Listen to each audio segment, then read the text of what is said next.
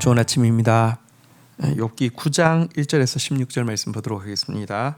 1절 욥이 대답하여 이르되 2절 진실로 내가 이 일이 그런 줄을 알거니와 인생이 어찌 하나님 앞에서 의로우랴. 3절 사람이 하나님께 변론하기를 좋아할지라도 천마디에 한마디도 대답하지 못하리라. 4절 그는 마음이 지혜로우시며 힘이 강하시니 그를 스스로 완악하게 행하고도 형통할 자가 누구냐. 5절 그가 진노하심으로 산을 무너뜨리시며 옮기실지라도 산이 깨닫지 못하며. 6절 그가 땅을 그 자리에서 움직이시며 움직이시니 그 기둥들이 흔들리는도다.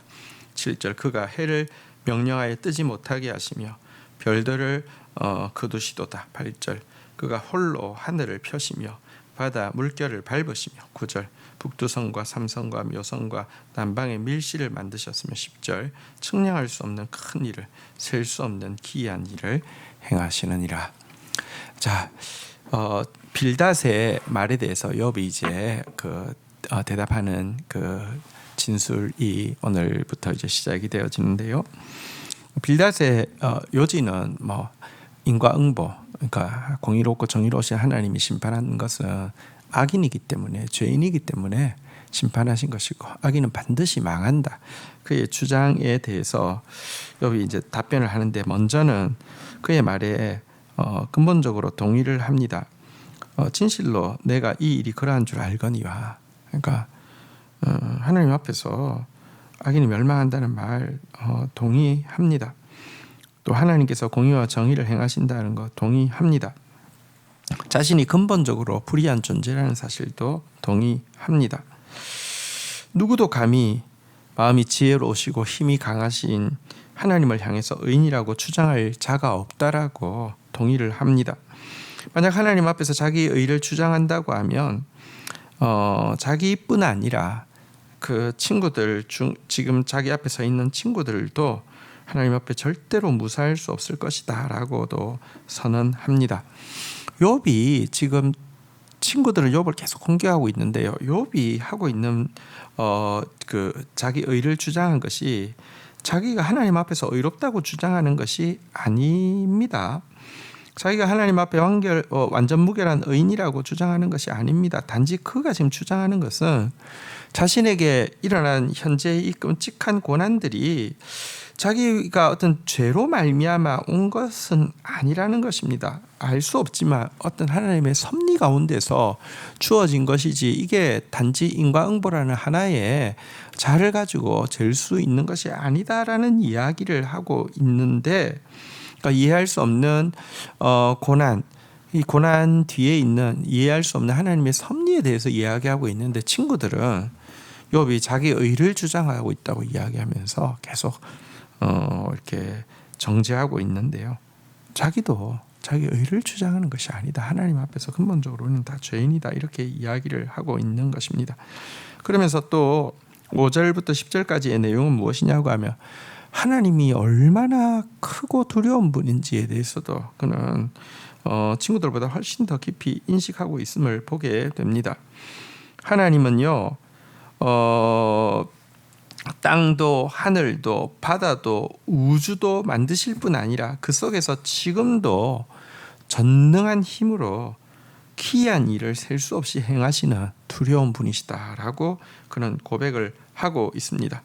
지진을 통해서 모든 것의 터전을 흔들어 놓으실 수 있는 분이 하나님이시고, 해를 어둡게 하고 별들이 빛을 내지 못하도록 하실 수 있는 분이 하나님이시다, 이렇게 이야기를 하고 있습니다. 홀로 하늘을 창조하시고 바다를 다스리시고 자신의 눈으로 다 볼 수 없는 별들의 운행까지도 다 주관하시는 분이 하나님이시다, 이렇게 이야기를 하고 있습니다. 하나님이 이렇게 측량할 수 없이 크신 분이시고 두렵고 놀라운 일을 셀 수 없이 행하시는 분이신데, 누가 감히 그 하나님 앞에서 자기 의를 내세우고 교만할 수 있겠느냐라고 욥이 이야기한 것입니다.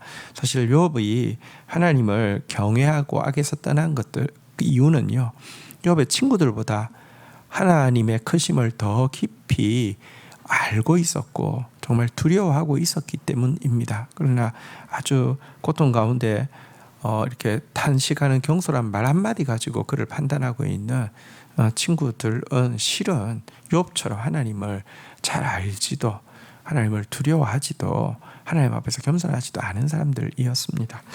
11절 보겠습니다.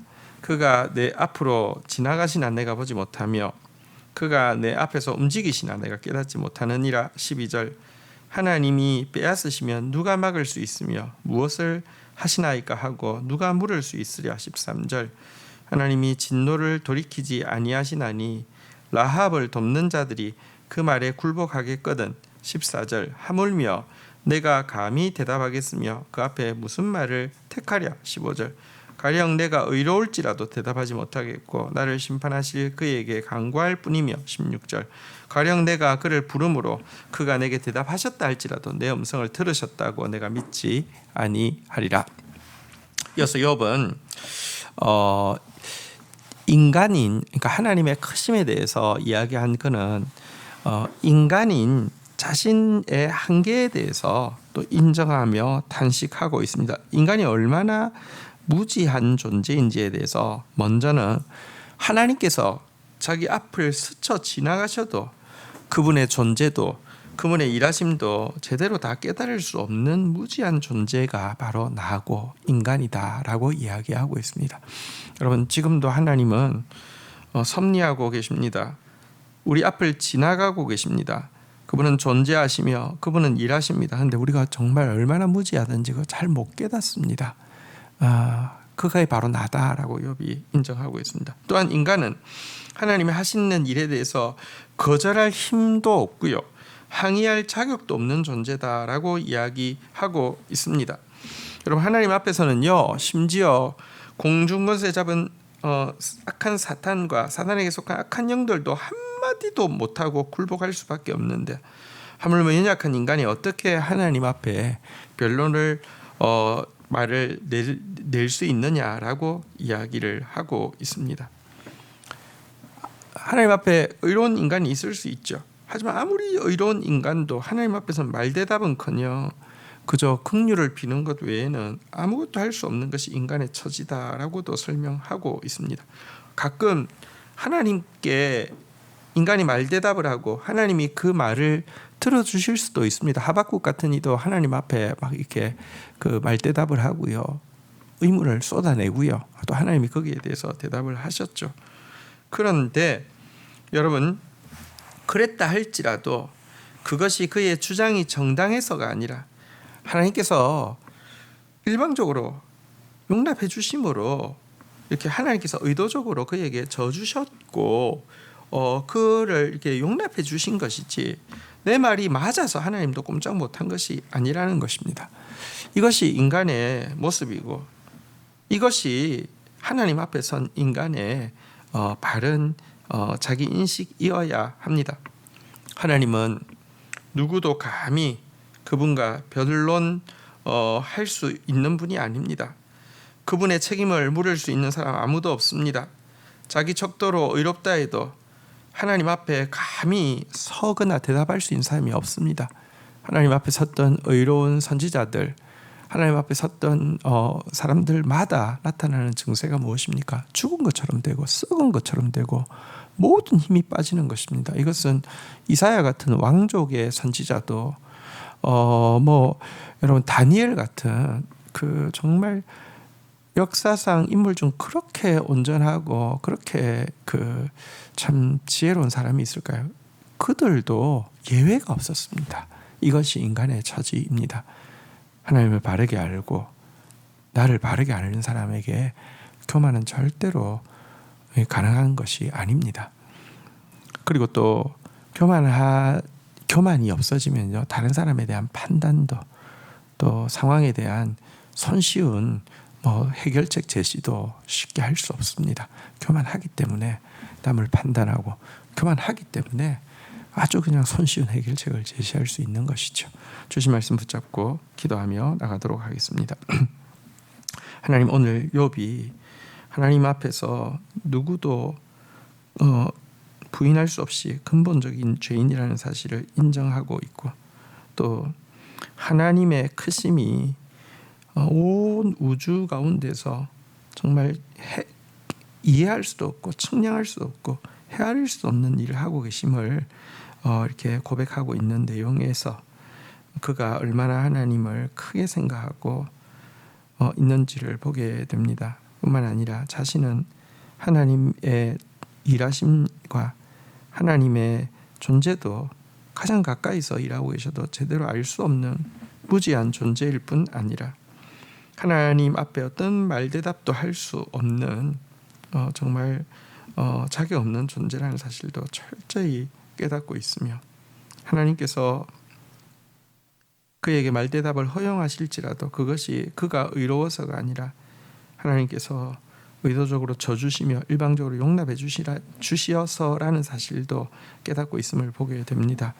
이처럼 하나님을 크게 생각한 욥, 자신을 정말 하나님 앞에서 아무것도 아닌 존재로 생각한 욥이었기에 그렇게 악에서 떠나고 그렇게 하나님을 경외했고 그렇게 순전하고 그렇게 정직한 삶을 살 수 있었음을 보게 됩니다. 하지만 하나님, 그런 욥마저도 사람들로부터 무수한 또 비난을 받게 되고 또 그 비난 가운데서 정말 욥마저도 경솔하게도 말할 수밖에 없는 그런 모습들도 또 보게 됩니다. 하나님, 욥처럼 하나님을 더 깊이 알고 자신을 더 깊이 아는 사람 되어지게 하여 주시고 또 욥에게 말하고 있는 친구들처럼 너무 쉽게 판단하고 너무 쉽게 해결책을 제시하는 자 되지 않게 하여 주시고 또 그렇다 할지라도 욥 같은 자라 할지라도 연단을 통하여서 정말 점검처럼 나와야 하는 불순물들이 많다는 사실도 인정하고 또 우리에게 주어진 오늘이라는 시간 또 오늘이라는 상황 속에서 일어나는 많은 일들 앞에서 겸손하게 감사함으로 또 묵묵히 감당하는 저희들 되어지도록 인도하여 주옵소서. 예수 그리스도의 이름으로 기도 올립니다. 아멘.